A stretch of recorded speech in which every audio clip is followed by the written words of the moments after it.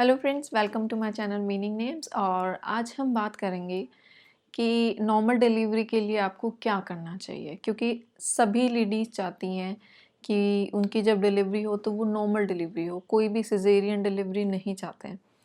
तो उसके लिए मैं आपको कुछ चीज़ें बताऊंगी, बट स्टार्ट करने से पहले मैं चाहूँगी कि अगर आपने मेरा चैनल सब्सक्राइब नहीं किया है तो प्लीज़ सब्सक्राइब कीजिए, और सब्सक्राइब बटन के पास में ही आपको बेल आइकन दिखेगा, उस पर ज़रूर क्लिक कीजिएगा। बिफ़ोर आई स्टार्ट, मैं आपको यही कहना चाहूँगी कि आप इस वीडियो को स्टार्टिंग से एंड तक ज़रूर देखिएगा, क्योंकि इसमें जो मैं आपको टिप्स देने चाहती हूँ, उसमें हो सकता है कि कोई टिप्स कोई भी पॉइंट आपसे रिलेटेड हो जो आप लैग कर रही हो अपनी डेली शेड्यूल में। तो पहला जो पॉइंट है वो ये है कि आप स्ट्रेस फ्री रहें, आप कभी भी टेंशन ना लें, क्योंकि आप अगर ज़्यादा टेंशन लेंगे तो आपको बीपी का प्रॉब्लम हो सकता है। और सिजेरियन डिलीवरी के लिए वो बहुत बड़ा रीज़न है। जनरली जो लोगों की सिजेरियन डिलीवरी होती है वो बीपी की प्रॉब्लम की वजह से होती है, क्योंकि वो ब्लड प्रेशर को मेंटेन ही नहीं कर पाते हैं। नेक्स्ट है कि आप अपना डाइट प्लान जो आपकी डॉक्टर ने आपको सजेस्ट किया है वो आप रेगुलर लेते रहें, उसको आप बिल्कुल भी मिस ना करें। वो बहुत ज़रूरी है आपके और आपकी बेबी की हेल्दी ग्रोथ के लिए, तो वो आप बिल्कुल भी स्किप ना करें। नेक्स्ट है कि आप नेगेटिव थिंकिंग ना रखें। आप कभी भी, आपको अगर लगे कि आपके सराउंडिंग कोई बैठा है, कोई आपके रिलेटिव है या आस पड़ोसी है, कोई भी इंसान अगर खुद की डिलीवरी से रिलेटेड कोई भी नेगेटिव बात कर रहे हैं, तो आप बेटर होगा आप वहाँ से उठ के चली जाइए और उनकी बात ना सुनें, क्योंकि उसकी वजह से भी आपको स्ट्रेस होगा। आप स्ट्रेस लेंगी तो आपको वही बीपी का प्रॉब्लम होगा। तो आप नेगेटिव थिंकिंग अपने दिमाग से निकाल दीजिए। नेक्स्ट है कि आपको आपके डॉक्टर ने कुछ एक्सरसाइजेस करने के लिए कहा होगा। वो कुछ एक्सरसाइजेस नॉर्मल डिलीवरी से रिलेटेड सजेस्ट करते हैं, तो बेटर है कि आप वो रेगुलर बेसिस करते रहें। और कुछ वीडियोस लोग यूट्यूब पे भी अपलोड करते हैं कि आपको प्रेगनेंसी के टाइम में किस टाइप की एक्सरसाइजेस करनी चाहिए, तो आप वो भी देख सकती हैं। बट मैं तो आपको ये कहूँगी कि बेटर होगा आप अपने डॉक्टर से पहले कंसल्ट करें, जो आपके डॉक्टर बताएं वो आप करिए। नेक्स्ट है आपके उठने बैठने का तरीका, और सोते समय आपके लेटने का तरीका बहुत इम्पोर्टेंट है। आप किस तरीके से उठते हैं, किस तरीके से बैठते हैं, किस तरह बैठते समय आपको किस तरीके से आपकी सहारा लेना चाहिए किसी चीज़ का, या लेटते समय आपको उल्टी तरफ ज़्यादा लेटना चाहिए या सीधे हाथ की तरफ ज़्यादा लेटना चाहिए, तो वो आपका कैसा होना चाहिए, वो आप ज़रूर ध्यान रखें। मैंने एक वीडियो बनाया है जो प्रेगनेंसी में आपके सोने का तरीका कैसा होना चाहिए, तो वो भी मैं नीचे डिस्क्रिप्शन बॉक्स में आपको बता दूँगी। अगर आप देखना चाहें तो आप प्लीज़ ज़रूर देखें, वो आपके लिए बहुत इम्पोर्टेंट है।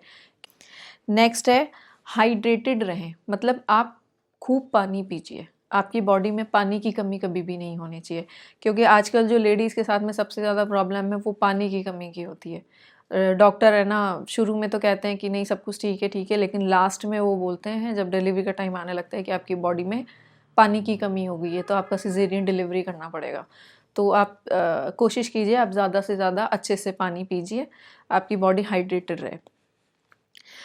नेक्स्ट है कि हमेशा आप अपने जो बिलव्ड वंस हैं, जो आपके घर के बहुत जो मेंबर आपके बहुत क्लोज हैं, लाइक आपके हस्बैंड हैं या आपकी मदर हैं या आपकी मदर इन लॉ है या आपका ब्रदर है या सिस्टर है, जिसके साथ में आपको बहुत ज़्यादा कंफर्टेबल और बहुत अच्छा फील होता है, आप हैप्पी रहते हैं, उनके साथ में ज़्यादा से ज़्यादा टाइम स्पेंड कीजिए। आपको अगर लगे कि लाइक आपको स्ट्रेस हो रहा है या किसी ने कुछ नेगेटिव बात कह दी, तो आप उनके साथ में ज़्यादा से ज़्यादा रहिए, जो आपसे मोटिवेशनल बात करते हैं, जो आपको इनकरेज करे कि नहीं सब कुछ ठीक होगा, सब कुछ नॉर्मल होगा। कुछ लोग तो नॉर्मल डिलीवरी के लिए भी डर डाल देते हैं कि नॉर्मल डिलीवरी में बहुत दर्द होता है, बट मेरे साथ ऐसा नहीं हुआ था।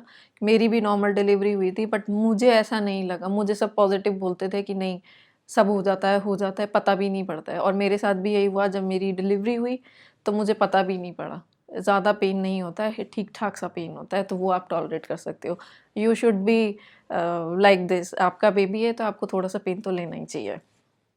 नेक्स्ट जो मोस्ट इम्पॉर्टेंट चीज़ मैं आपको बोलूँगी कि आप जो डॉक्टर अपना लेंगी, जहाँ पे मतलब आप जो अपना डॉक्टर आपकी पूरे 9 मंथ्स के लिए फिक्स करते हैं कि आपको रूटीन चेकअप किसी से कराना है, तो वो डॉक्टर बहुत इम्पॉर्टेंट होता है कि उस डॉक्टर को है ना स्पेशली नॉर्मल डिलीवरी का बहुत एक्सपीरियंस होना चाहिए। उसको जितना अच्छा नॉर्मल डिलीवरी का एक्सपीरियंस होगा उस और उनसे रिलेटेड जिन्होंने भी उनसे अपनी नॉर्मल डिलीवरी कराई है, उनके क्या ओपिनियंस है वो बहुत मैटर करते हैं। ताकि आपको है ना अच्छा लगे, तो आपके लिए ना वो पॉज़िटिव रहेगा, आपको पॉज़िटिव थिंकिंग रहेगी कि नहीं मेरे साथ भी बहुत अच्छा रहेगा, तो वो बहुत इम्पोर्टेंट है। तो आप डॉक्टर के लिए बहुत चूज़ी होने चाहिए। डॉक्टर आपका बहुत अच्छा होना चाहिए, जो जिसको नॉर्मल डिलीवरी का बहुत अच्छा एक्सपीरियंस हो। एट लास्ट मैं ये भी आपको कहना चाहूँगी कि कुछ लोगों का कंसर्न होता है और लोग कहते हैं कि अ, आपकी मदर की अगर नॉर्मल डिलीवरी हुई है तो आपकी भी नॉर्मल डिलीवरी होगी, या आपकी मदर की सिज़ेरियन डिलीवरी हुई है तो हो सकता है आपकी भी सिज़ेरियन डिलीवरी हो। तो ऐसा नहीं होता है, वो पर्सन टू पर्सन और उनकी बॉडी पे डिपेंड करता है कि आपकी कितनी हेल्दी बॉडी है। तो मैं तो यही कहना चाहूँगी कि अगर कोई ऐसा कहता है तो वो काइंड ऑफ मिथ है, भ्रम है और कुछ भी नहीं है। तो बेटर है नेगेटिव स्ट्रेस से आप फ्री रहें, अपना डॉक्टर जैसा-जैसा कहता जाए आप उसको फ़ॉलो करते जाइए। तो आप ये करते रहेंगे तो ऑब्वियसली आपकी नॉर्मल डिलीवरी होगी। आई होप कि आपको मेरा ये वीडियो पसंद आया होगा।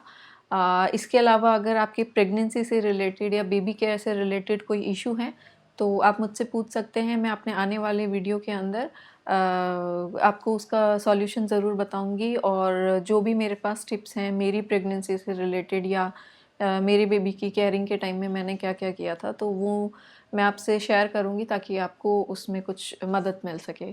तो अभी भी मैं आपसे कहना चाहूँगी कि अगर मैंने आपने मेरा चैनल सब्सक्राइब नहीं किया है तो प्लीज़ सब्सक्राइब कीजिए और बेल आइकन पे ज़रूर क्लिक कीजिएगा।